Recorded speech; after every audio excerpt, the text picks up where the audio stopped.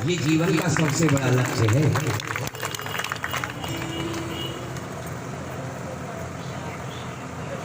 दूसरे की संपत्ति से हमें कोई लेना देना नहीं। तो इसने सत्यजित ने आज क्या किया, ये उस मणि को पहन करके आज तो भगवान कृष्ण की सभा में पहुंच गया। और जब भगवान कृष्ण की सभा में पहुंचा है तो वर्णन ऐसा आता है, भगवान कृष्ण ने इसे देख करके उस मणि को मांग लिया। बोले सत्यजित तो आप अपनी इस मणि को हमें दे देंगे? यदि ये मणि हमारे पास में रहेगी तो राज्य का कार्यभार जो है उसे चलाने में परेशानी नहीं आएगी। सत्यजित राजा ने मणि देने से मना कर दिया। कृष्ण, मैं तुम्हें अपनी मणि नहीं दे सकता हूँ। और कृष्ण की सभा से उठ करके अपने राज्य में आ गए। अपने महलों में जैसे ही पहुंचे, महलों में पहुंचने के पश्चात इन्होंने क्या किया, उस मणि को गले से उतारा और रख दिया। इसी सत्यजित का एक छोटा भाई है जिसका नाम है प्रसेन। इस प्रसेन ने क्या किया, उस मणि को उठाया और अपने गले में पहन लिया, जंगल में शिकार खेलने के लिए चला गया। ये एक शेर का शिकार कर रहा था। उसी समय पर शेर में और प्रसेन में दोनों में युद्ध प्रारंभ हो गया। उस शेर ने क्या किया, प्रसेन को मार डाला और उस मणि को लेकर के मुख में दबा करके वो जाने लगा। थोड़ा सा आगे बढ़ा होगा, सामने से जामवंत जी आ रहे थे। ये ऋक्षपति जब सामने से आ रहे थे तो इन्होंने देखा कि इस शेर के मुख में इतना प्रकाश, लगता है कोई वस्तु इसके मुख में है। दोनों में युद्ध हुआ और जामवंत जी ने उस शेर को मार डाला, उस मणि को अपने पास लेकर के और अपनी गुफा में चले आए। इनकी एक बेटी है जिसका नाम है, बोलिए राधे राधे, बोलिए राधिका मैया की।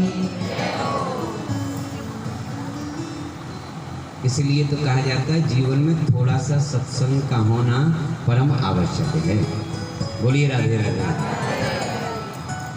जामवंती जो इनकी बेटी हैं उनको ले जाकर के इन्होंने वो मणि दे दी। बोले बेटिया, आप इस मणि से खेला करो।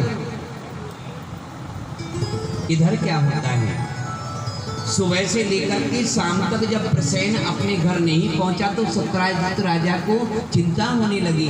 मेरा भाई मेरी मणि को अपने गले में पहन करके गया है और अभी तक लौट करके नहीं आया है, कहीं ऐसा तो नहीं है।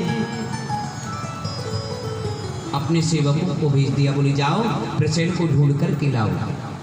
प्रसेन को ढूंढने के लिए वो सेवक जब गए हैं तो उन्होंने क्या देखा, एक स्थान पर प्रसेन मरे हुए पड़े हैं। सेवक लौट कर के आए, राजा सत्यजित से कहने लगे, बोले प्रसेन को तो किसी ने मार दिया है। सत्यजित ने अपने भाई के मरने की चिंता न की, पूछने लगा, बोले मेरे भाई के गले में वो मणि है या नहीं? सेवकों ने कह दिया उनकी गले में मणि नहीं है। सत्यजित राजा मनी मन विचार करने लगा, मैं उस दिन जब गया था तो कृष्ण मुझसे मणि मांग रहे थे, लगता है कृष्ण ने उस मणि के चक्कर में मेरे भाई को मरवा दिया है, मेरे भाई को मार डाला है। और अब तो ये धीरे धीरे ये सत्यजित राजा ने ये बात अपनी पत्नी से कही और पत्नी से कहने के पश्चात अब तो धीरे धीरे कान कान के माध्यम से ये बात द्वारिका नाथ तक पहुंच गई। और ये बात सत्य है।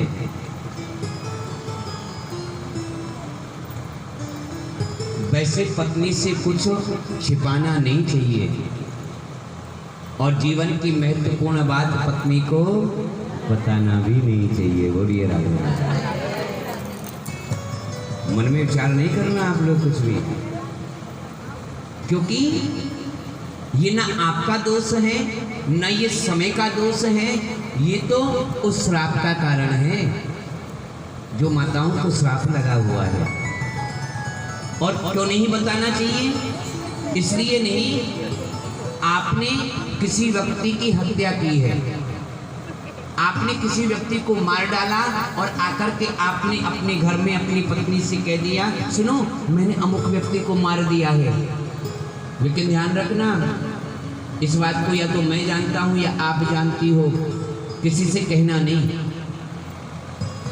सबसे बड़ी गलती हमने ये कर दी कि अपनी पत्नी को हत्या के बारे में बता दिया, और दूसरी कमी ये कर दी कि हमने उनसे ये कह दिया कि किसी को बताना नहीं।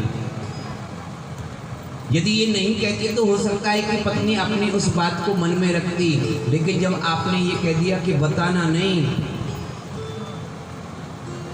फिर ये पेट में अपने में बात को नहीं रोक पाएगी। क्योंकि उनकी एक कोई पक्की सहेली होती है, उस पक्की सहेली के पास में जाकर के कहेंगी, सुनो इधर आओ, क्या हुआ तुम्हें पता है मेरे जो पति है ना, उन्होंने अमुक व्यक्ति की हत्या कर दी है। लेकिन ध्यान रखना, मेरे पतिदेव ने मना किया था किसी को नहीं बताना, तुम मेरी पक्की सहेली हो इसलिए मैं तुम्हें बता रही हूँ, तुम किसी को नहीं बताना। अब जिसको तुमने बताया है उसकी भी तो कोई ना कोई पक्की सहेली होगी। ऐसे ही करके धीरे धीरे धीरे धीरे ये बात सारे नगर में फैल जाती है, और इसमें दोष आपका नहीं है। जिस समय पर पांडव अपने भाइयों के निमित्त, जो कौरव मारे गए थे, उनके निमित्त जब पिंडदान कर रहे थे, उस समय पर माँ कुंती भी वहाँ खड़ी थी। युधिष्ठिर से कहने लगी, बोले युधिष्ठिर सबके नाम का पिंडदान हो गया? बोले हाँ माँ, हमारे जितने भी भाई थे, जितने हमारे सगे संबंधी थे, सबके नाम का मैंने पिंडदान किया है। माँ कुंती कहने लगी, तो बेटा एक पिंडदान और करो। माँ अब तो कोई रहा ही नहीं, मैं किसके नाम का पिंडदान करूं? बोले कि एक पिंडदान कर्ण के नाम का करो। कर्ण के नाम का? माँ ना वो हमारा भाई था, ना हमारा कोई सगा रिश्तेदार था, हम उसके नाम का पिंडदान क्यों करें? माँ कहने लगी, बोले कि रिश्तेदार तो दूर की बात होती है, वो तुम्हारा भाई था। हमारा भाई था? बोले हाँ, दुर्वासा ऋषि ने मुझे कुछ मंत्र दिए थे, उन मंत्र शक्तियों से जब जिस देव का आवाहन किया जाता था वही देव चले आते थे। मैं एक दिन मन में विचार कर रही थी कि ये मंत्र झूठे हैं या सच है, इनका क्या प्रभाव है। मैंने जैसे ही देव का आह्वान किया तो उस देव की कृपा से मेरे विवाह से पहले ही मुझे इस कर्णपुत्र की प्राप्ति हुई।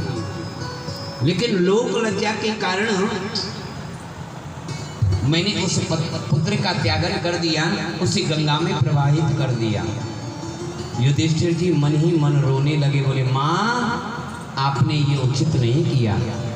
ऐसा विशाल योद्धा जिसके सामने अर्जुन भी जाने में संकोच करता था, ऐसा विशाल योद्धा और वीर गति को प्राप्त हो गया, ये आपने उचित नहीं किया। मैं आज से आपको श्राप देता हूँ कि स्त्री अपने पेट में कोई बात रोक नहीं पाएगी। उसी श्राप का ये फल है। बोलिए राधे राधे।